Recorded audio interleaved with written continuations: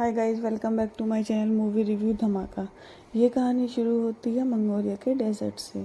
यह east Asia का सबसे बड़ा रेगिस्तान है। यहाँ पर एक कंपनी आई होती है जो यहाँ पर तेल निकालना चाहती थी, लेकिन उनकी इन्फॉर्मेशन गलत होती है। यहाँ पर कोई तेल नहीं होता और अब ये सब के सब वापस जा रहे हैं। इन सबको वापस ले जाने के लिए यहाँ पर एक प्लेन भेजा गया है जिसके पायलट का नाम फ्रैंक होता है। उसके साथ उसका को पायलट भी होता है। ये दोनों के दोनों जहाँ पर जितना भी सामान है और जितने भी एम्प्लॉयज़ हैं, इन सबको लेकर यहाँ से बीजिंग जाएंगी। यह सब के सब प्लेन में बैठ जाते हैं और बीजिंग के लिए निकल पड़ते हैं। और तभी इस बहुत बड़े रेगिस्तान में तूफान आना शुरू हो जाता है। फ्रैंक का जो को पायलट होता है वो बोलता है कि हमें क्या करना चाहिए। फ्रैंक कहता है कि अगर हम वापस गए तो हमें फ्यूल के लिए इंतज़ार करना पड़ेगा, क्योंकि दोबारा उड़ान भरने के लिए हमारे पास फ्यूल नहीं है और उसमें कितना वक्त लगेगा मुझे नहीं पता, इसलिए हमें आगे बढ़ना होगा। इसके बाद फ्रैंक अपने प्लेन को और भी ऊपर ले जाता है ताकि वह रेत के तूफान से निकल पाए, लेकिन यहाँ पर इनका प्लेन ओवरलोडेड होता है। ये तूफान में फंस जाते हैं। साथ ही साथ ये रेडियो की मदद से राब्ता करने की भी कोशिश करते हैं, लेकिन इनका राब्ता नहीं हो पाता और रेत की वजह से इनका एक इंजन ख़राब हो जाता है। फ्रैंक कहता है कि मुझे इमरजेंसी लैंडिंग करनी होगी और वो इमरजेंसी लैंडिंग करने के लिए प्लेन को नीचे उतारना शुरू कर देता है। लेकिन ये लैंडिंग इतनी आसान नहीं होती, क्योंकि आगे उसे कुछ भी नहीं दिख रहा होता है और जैसे ही प्लेन और नीचे उतरता है तो उनके प्लेन का पिछला हिस्सा एक चट्टान से टकराता है, जिस वजह से पीछे का दरवाज़ा खुल जाता है। इनमें से एक पैसेंजर उड़ जाता है और उसकी मौत हो जाती है। और अब इनका प्लेन रेगिस्तान में घिसटता हुआ आगे तक जाता है और जब प्लेन रुकता है तो ये देखते हैं कि प्लेन में 2 पैसेंजर और मर चुके होते हैं। लेकिन अभी भी ये बाहर नहीं जा सकते क्योंकि बाहर तूफान चल रहा है और जब तूफान थमता है तो ये दिखाया जाता है कि इनका पूरा प्लेन रेत के अंदर दफन हो चुका है। लेकिन कुछ ही घंटों के बाद रेत वहाँ से खुद ही उड़ जाती है और उनका प्लेन एक बार फिर से विजिबल हो जाता है। ये सब के सब बाहर आते हैं और अपने खाने की सप्लाई चेक करते हैं और उन्हें पता चलता है कि इनके पास 1 महीने के खाने और पीने की सप्लाई है। इन्हीं में से एक आदमी होता है, वो कहता है कि मैं चलकर यहाँ से बाहर निकल जाऊँगा। दरअसल इन्हें यहाँ से बाहर निकलने के लिए 200 माइल का सफ़र करना होगा, क्योंकि अब यह मंगोलिया में नहीं बल्कि चाइना में कहीं है। लेकिन इन्हें अपनी एग्जैक्ट पोजीशन नहीं पता होती और ना ही इनका रेडियो काम कर रहा होता है। वो आदमी तो यहाँ से चलकर निकलना चाहता है। वो कहता है कि मैंने मैराथन किया है, मैंने हाइकिंग ट्रेकिंग की है, मैं यहाँ से जा सकता हूँ। उससे बताया जाता है कि ये जुलाई का महीना है और रेगिस्तान में जुलाई का महीना सबसे गर्म होता है। अगर आप 1 गिलास पानी पियोगे तो कुछ ही मिनटों में तुम्हारे जिस्म में पसीना बनकर 10 गिलास पानी निकल जाएगा। वो कहता है कि मैं सिर्फ रात को सफ़र करूँगा। उसे बताया जाता है कि लेकिन तुम्हें रास्ता पता नहीं चलेगा, क्योंकि यहाँ पर जो पहाड़ियाँ हैं वो मैग्नेटिक हैं और तुम्हारा कंपास कभी भी काम नहीं करेगा, इसलिए तुम गोल गोल घूमकर बार बार एक ही जगह पर आ जाओगे। इसके बाद उसको समझ आ जाता है कि वो यहाँ से इस वक्त अकेला नहीं निकल सकता। अब उसी रात को जब ये सब के सब प्लेन के अंदर सो रहे होते हैं तो बाहर तूफान चल रहा होता है और तभी इनमें से एक आदमी जिसका नाम डेविस होता है वो बाहर टॉयलेट करने के लिए जाता है और जब वो वापस आ रहा होता है तो उसका पैर पत्थर से टकराता है, जिसकी वजह से वो रेत से लुढ़कता हुआ नीचे की ओर चला जाता है। तूफान में उसे चारों ओर तरफ कुछ भी नज़र नहीं आता और ये रास्ता भटक जाता है। हालांकि वो मदद के लिए चिल्लाता भी है, लेकिन कोई भी उसकी आवाज़ नहीं सुन पाता। सुबह जब सब उठते हैं तो वो देखते हैं कि उनका एक साथी डेविस गायब है। वो उसे चारों तरफ ढूंढने की कोशिश करते हैं, लेकिन उसका कुछ भी पता नहीं चलता क्योंकि वो रेत में दफन हो चुका होता है। पर इस बात से सबके सब परेशान होते हैं, इसीलिए इनमें जो लेडी होती है वो पायलट फ्रैंक के पास जाती है। वो फ्रैंक से पूछती है कि कोई हमें यहाँ पर बचाने के लिए आएगा, इसके कितने % चांसेस हैं। फ्रैंक कहता है कि सिर्फ 5 पर, लेकिन हम यहाँ से निकल नहीं सकते क्योंकि हम रेगिस्तान के बीचों बीच में हैं। हमारे पास खाना और पानी बहुत कम है और इतने कम खाने और पानी के साथ अगर हमने चलना शुरू किया तो यह सब का सब 2 दिनों में ख़त्म हो जाएगा और हम में से कोई भी नहीं बच पाएगा। हालांकि इस बात के चांसेस बहुत कम है कि कोई हमें यहाँ पर ढूंढने के लिए आएगा, लेकिन मैं ऑप्टिमिस्ट हूँ, इसलिए मैं यहाँ पर इंतज़ार करना प्रेफर करूँगा। वहीं बाहर जो लोग होते हैं धीरे धीरे उनकी उम्मीदें भी टूटना शुरू हो जाती हैं कि कोई उन्हें यहाँ पर लेने के लिए नहीं आएगा। इसलिए इनमें से 2 लोग यहाँ से जाने का फैसला करते हैं और साथ ही साथ कुछ पानी भी ले जा रहे होते हैं। तभी फ्रैंक कहता है कि यहाँ से पानी कोई नहीं ले जाएगा, और पानी की वजह से इनके बीच में हाथापाई हो जाती है, जिस वजह से पानी गिर जाता है। यहाँ पर एक आदमी होता है जिसका नाम एलिट होता है। वो उनके पास आता है। वो कहता है कि मेरे पास एक आइडिया है जिससे हम सबकी जान बच सकती है। मैं कई दिनों से इस प्लेन को ऑब्जर्व कर रहा हूँ, और हम इस प्लेन को रिपोर्ट करके एक दूसरा प्लेन बना सकते हैं। फ्रैंक उससे पूछता है कि तुम प्लेन के बारे में क्या जानते हो। एलिट कहता है कि मैं प्लेन डिज़ाइन किया करता था। दरअसल एलिट के बारे में कोई भी ज़्यादा नहीं जानता था, क्योंकि वो उस कंपनी के साथ काम नहीं करता था जो मंगोलिया में तेल निकाल रही थी। वो एक दिन वहाँ पर एयरोस के बाद से पिछले 2 सालों से उन्हीं के साथ था। यहाँ पर एलिट के बारे में जानने के बाद सब शॉक होते हैं, लेकिन साथ ही साथ अब उनके अंदर एक उम्मीद भी है, और वो सब तैयार हो जाते हैं कि वो इस प्लेन को रिबिल्ड करेंगे। लेकिन फ्रैंक उनकी बातों से एग्री नहीं होता। वो कहता है कि ऐसा नहीं हो सकता। वो उसके लिए साफ साफ मना कर देता है। और अगली सुबह इनमें से एक, जिसका नाम जेम्स है, वो यहाँ से निकल जाता है, और तब यहाँ पर जो लेडी होती है वो उसे ढूंढने के लिए जा रही होती है। फ्रैंक उसे रोकता है। वो कहता है कि मैं जाऊँगा, और फ्रैंक उसे ढूंढने के लिए निकल पड़ता है। वो उस पहाड़ी तक पहुँच जाता है जहाँ पर इनके प्लेन का एक पिछला हिस्सा टकराया था, और प्लेन से जो आदमी गिर गया था उस आदमी की लाश अभी भी वहाँ पर होती है, पर उसके जिस्म पर उसके कपड़े नहीं होते।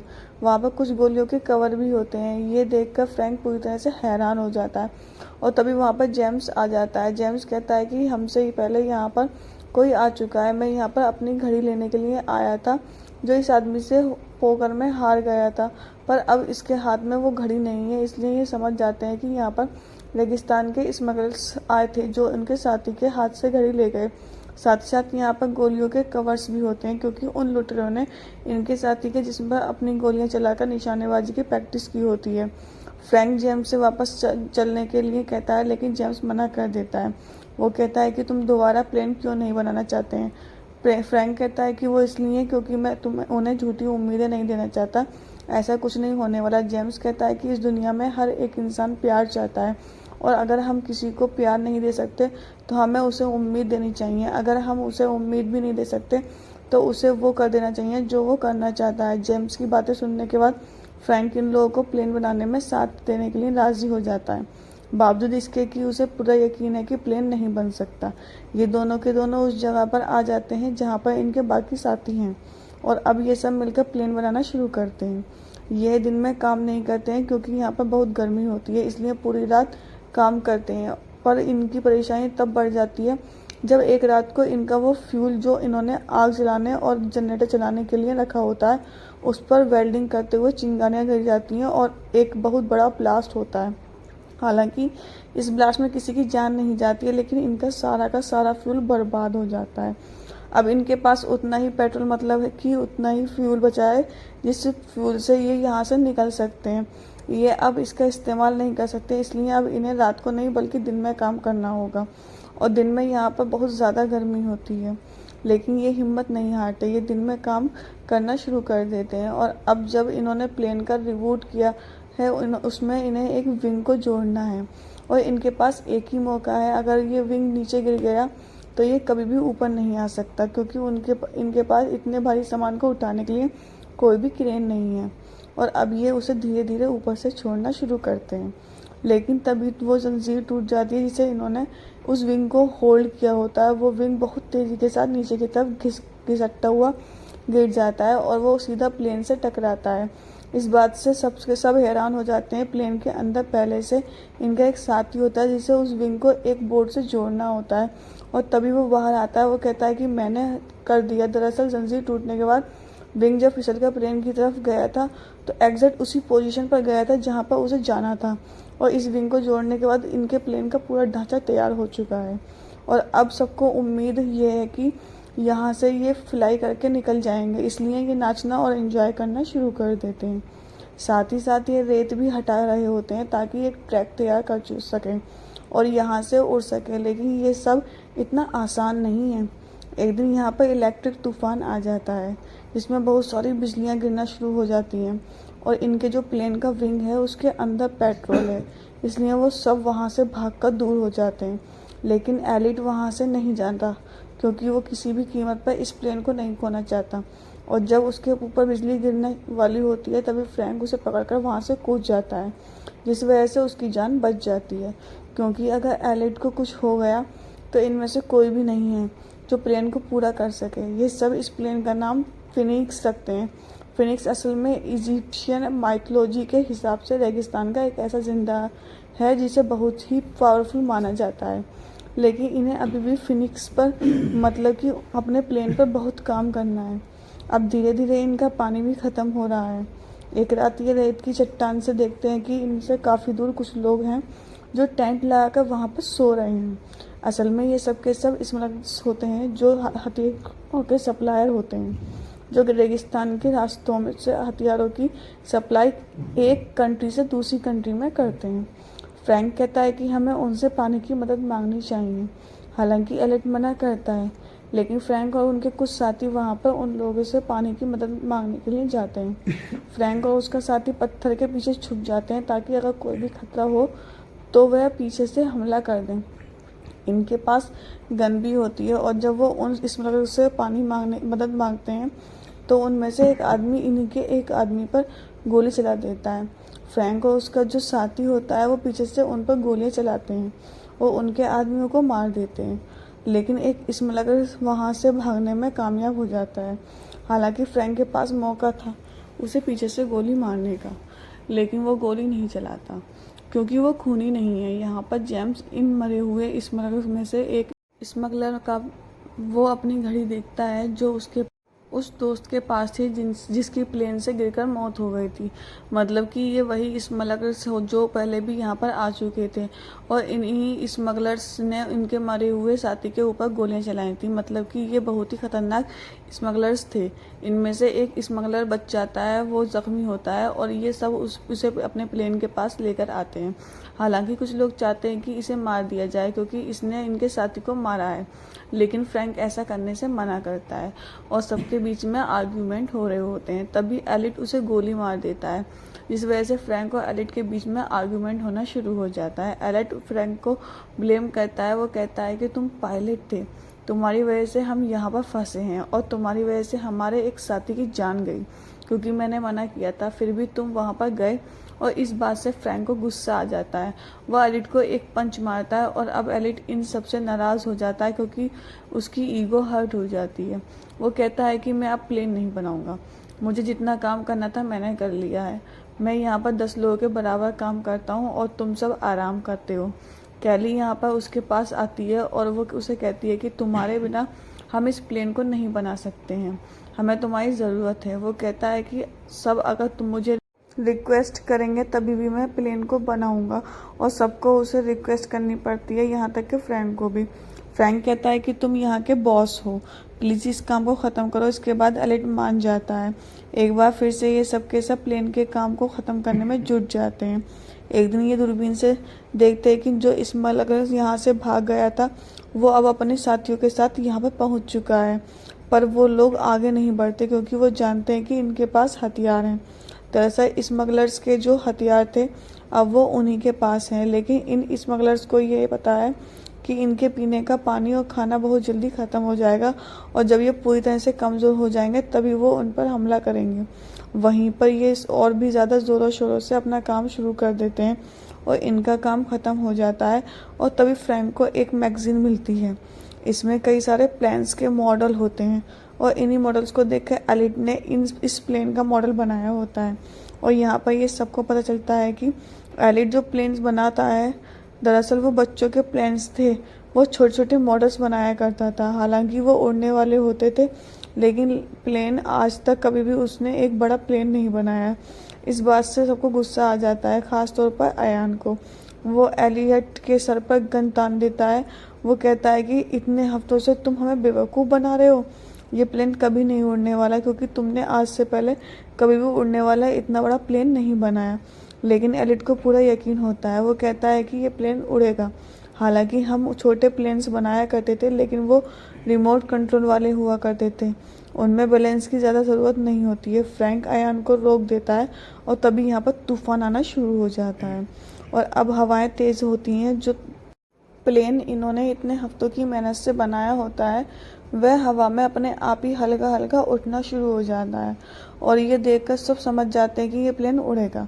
उनके दिल में जो उम्मीद ख़त्म हो चुकी थी एक बार फिर से वो जाग उठती है। लेकिन ये रेगिस्तान का तूफान होता है जिस वजह से प्लेन पूरी तरह से रेत में ढक जाता है। तूफान ख़त्म होने के बाद सबके सब हताश हो जाते हैं क्योंकि इन्हें अभी भी यकीन नहीं है कि ये प्लेन इन सबको लेकर यहाँ से उड़ सकता है।